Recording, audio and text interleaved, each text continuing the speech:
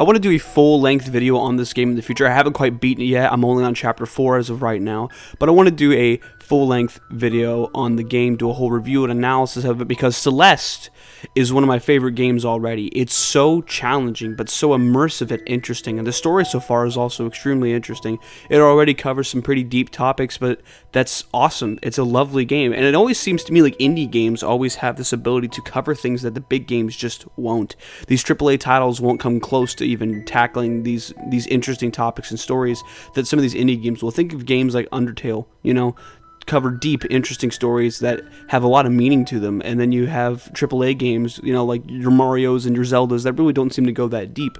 I mean, granted, Mario is meant for kind of fun, but Zelda usually has had more of a deeper story. But as we've seen with games such as Breath of the Wild, the Zelda story formula could use a rehashing. Hopefully Breath of the Wild 2 is better in that aspect. But for now, let's talk about Celeste. Celeste is one of the hardest games I've ever fucking played, and it's a fun difficult because it's very satisfying to accomplish something.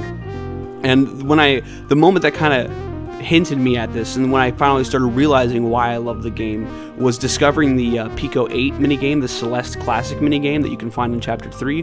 Finding that was pretty cool. I thought it would just be like a few minutes, like a little minigame, you know, like a little something you could do, you know, right then and there. It'd be done like 5 minutes. No, it takes quite a while to do. It takes a good bit of work to get that done, because the little Celeste minigame plays differently than the actual game. For example, you can't climb walls, and the controls just feel different. And it's a lot of fun. It took me an hour to complete Celeste Classic. It was a bitch for me. And part of that's because I'm still, to this day, even now, I'm still not entirely used to the controls of Celeste. For some reason, using the arrow keys and then like Z, X, and C feels very foreign to me. I would much rather use W, A, S, and D and then just pick some other 3 fucking keys to do the job. The arrow keys feels very weird to me. I'm not a fan of it. However, it's not game-breaking enough that I would say that it's bad. It's just their choice of controls. Now, I get that this game was also made for console, so obviously with console you'd have a D-pad, and I imagine that makes things quite a bit fucking easier. But for PC, using the arrow keys with these 3 buttons in the left hand feels very weird to me. I'm not used to it. I don't like it. But that's not to say that it's a bad game, and I love it because of how difficult it is. Chapter 3 particularly has been the most difficult one I've played so far. Like I've said, I haven't finished Chapter 4 yet. I've played into it quite a bit. The main gimmick so far seems to be the wind. That's just, I don't know anything after that.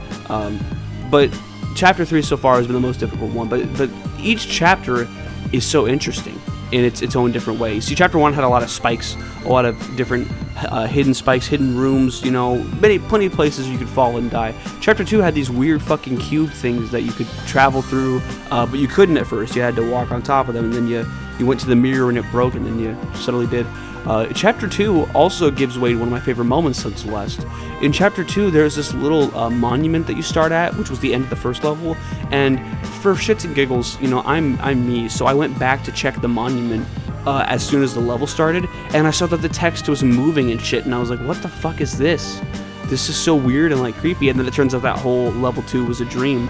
And that's really cool because it's like that little text moving on the monument kind of would like allude to that this isn't real, because obviously text can't do that.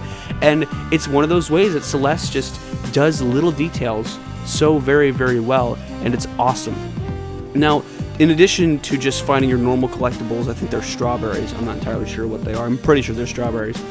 There's also things like B-side tapes, which unlock harder versions of the chapter you played on. The only ones I've found so far are 2 and 3. I didn't know they existed in Chapter 1. The one in Chapter 2 is pretty easy to find, but the little challenge is to find these, that being like the timed sections, their little time platforming jumps. They're really fun, and they're one-screen sections, and I love that because it's not like overtly complicated. You just have the one screen to go on, and if you can accomplish it, you get the tape.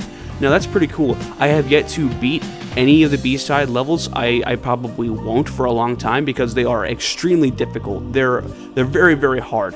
Now, that being said, I want to really badly, and I've even seen online that there might even be a C-side, you know, a third level to each fucking chapter, which is insane, because I already think the Celeste by itself is a difficult game, and then you have B-sides, which are supposed to be more difficult, and then C-sides, which are supposed to be even more difficult. This game is crazy. I absolutely love Celeste. Now, again, I haven't finished it. I've only gotten up to Chapter 4. I don't know how many chapters there are, but I'm very, very excited to see where the game takes me. And again, in the future, I will talk about it more in depth. But for now, I just wanted to kind of hear what you guys think about Celeste. If you guys want me to cover a really big, in-depth review of it, I certainly will. Even if you tell me not to, I probably will, because I'm loving the game so much right now that I'm probably going to in the future. That's pretty much it for this video. I just really wanted to talk about how awesome Celeste is. Oh, and also the music. The music in Celeste is half of the fun. I'm a music guy. Love music. Music is super important to me. So Celeste having a good soundtrack is fucking amazing. But it's the same girl that made the new Minecraft music in the Nether. What is it, Lana Ray or whatever?